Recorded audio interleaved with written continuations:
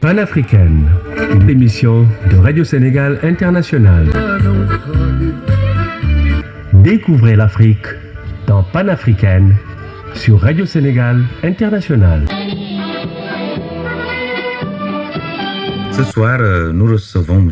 Zahir Agab, conseiller de l'ambassade du Soudan, et nous avons choisi de revisiter l'histoire de son pays. Hier, on parlait de guerre de religion. Pour revenir un peu à l'aspect historique, guerre de religion entre les animistes chrétiens et les islamistes, voulez-vous revenir un peu sur cette situation qui a prévalu à cette décadence, à cette dégradation de votre économie?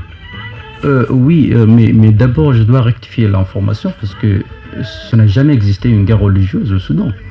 Parce que quand on parle du Sud qui est animiste et chrétien... Oui, tout à fait, mais c'est une diffamation tout simplement que vous comprenez très bien. C'est une intoxication médiatique tout simplement pour servir à certains intérêts étrangers tout simplement. Mais c'est pas une guerre religieuse. Il y a beaucoup de personnalités en fait qui se sont rendues au Soudan. Ils ont témoigné finalement dans les rapports que ce n'est pas une guerre religieuse. C'est une guerre traditionnelle, comme toutes les guerres traditionnelles qu'on trouve partout en Afrique, y compris le Sénégal, bien sûr, en Casamance. On ne peut pas l'appeler une guerre religieuse, mais c'est un mouvement rebelle qui conteste simplement certaines situations au pays. Mais ce n'est pas une guerre... Mais lesquelles situations? Jean Garang, voilà, le chef rebelle... il demande souvent la libération du sud du Soudan, comme il l'appelle. Et souvent, il change de tactique. Quand le gouvernement du Soudan, par exemple, accepte une telle condition, il change de tactique tout simplement pour aller à un autre point. Et nous avons accepté, si ça passe par un référendum, nous avons dit dans un texte, dans un accord signé avec quelques factions qui étaient aussi armées comme Jean Garang. Vous savez, il y a beaucoup de factions au Soudan, aux factions au Sud-Soudan, je peux dire, qui se luttent. Et souvent, c'est entre ces factions même qu'il y a des guerres. Donc, il y a certaines factions qui ont accepté finalement de revenir à la raison, s'asseoir avec le gouvernement, et puis essayer de trouver une solution.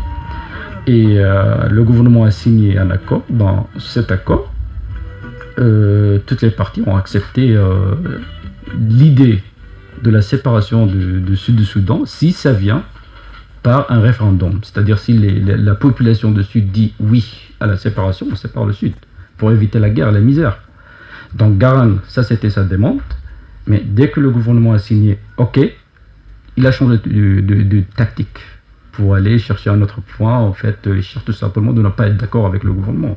Ce que veut dire aujourd'hui que vous n'êtes pas retrouvé sur l'essentiel. Il n'y a pas encore ce référendum dont on parlait. Et comment le pouvoir gère ses relations avec John Garang et ses acolytes? Je pense que le régime gère très bien ses relations avec John Garang parce qu'on n'a jamais arrêté, on n'a jamais suspendu les négociations. Il y a toujours des négociations qui sont en cours. Et je pense qu'il y a même un tour de négociation qui doit débuter très bientôt. Et nous n'avons jamais cessé en fait le dialogue. Mais de plus en plus, on remarque que ce dialogue n'aboutit à rien. Mais malgré cela, on continue. Vous êtes donc panafricaine et nous recevions M. Zahir Agab, conseiller de l'ambassade du Soudan. Nous parlions de l'histoire et un peu la situation économique de son pays. Panafricaine, une émission de Radio Sénégal International.